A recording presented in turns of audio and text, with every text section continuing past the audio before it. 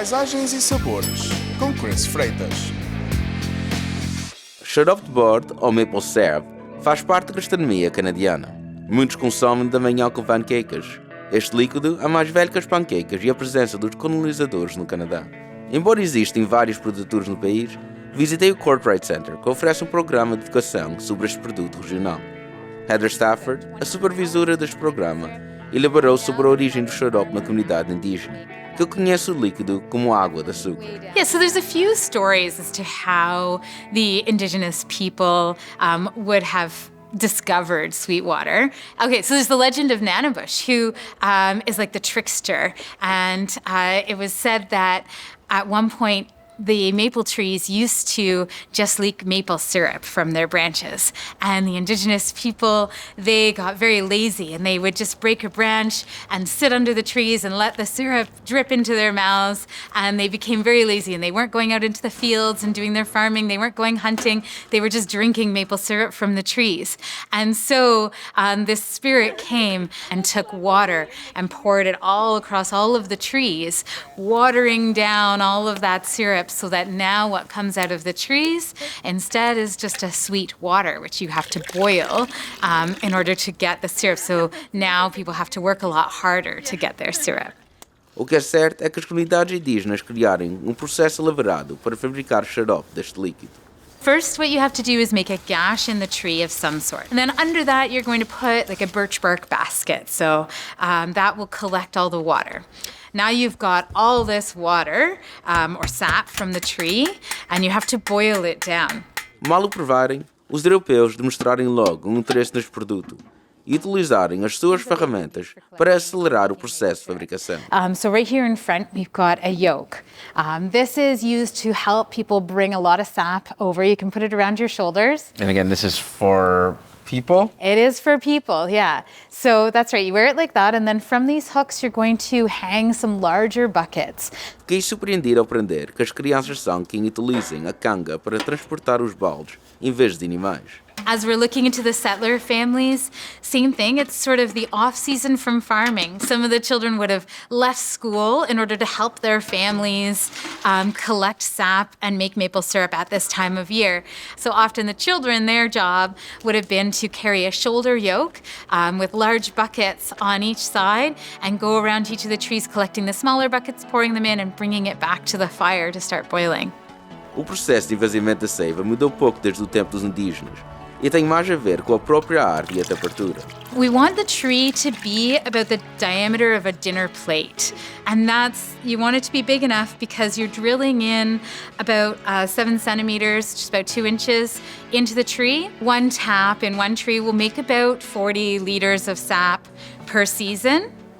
So you'll get, if you have one tap on one tree, you'll get a liter of syrup. So yeah, the tree itself will heal the little tap hole within about 2 or 3 years. You'll see by the end of this year, there'll be like a little scab. And by the end of 2 or 3 years, you can't even really tell where that hole was. A cor do sabor de xarope estão relacionados com a altura em que é apanhado. O primeiro xarope do ano é mais claro porque começa mais doce, enquanto o último é mais escuro. So you can see the difference in the bottle. So this is a light syrup, this is a dark syrup. And people just have different preferences for what they like. There's no good or bad. They're both 66% sugar. They're both the same product.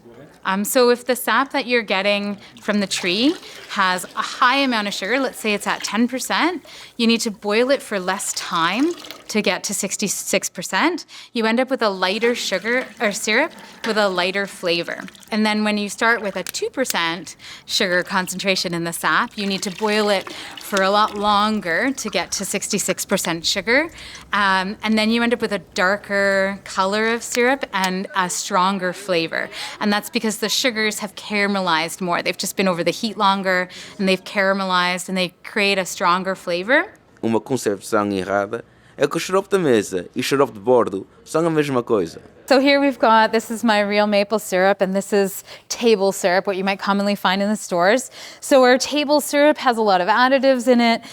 It's made usually out of corn syrup, and I don't know, I don't like it as much. Our maple syrup has lots of vitamins and nutrients, and it's actually healthy for you. People have different preferences. I prefer real maple syrup, but let's see what you like. So I'm going to do a shot of both. Oh, and I'm going to stir them up so you can't tell which is which once I pour them out. Yeah. Okay, and we got some of this stuff. It's like... So it even looks different. Yeah, it's like thicker, goopier. It looks like glue. Yeah, glue. O sabor não engana. E ao primeiro gosto eu reconheci logo o produto verdadeiro.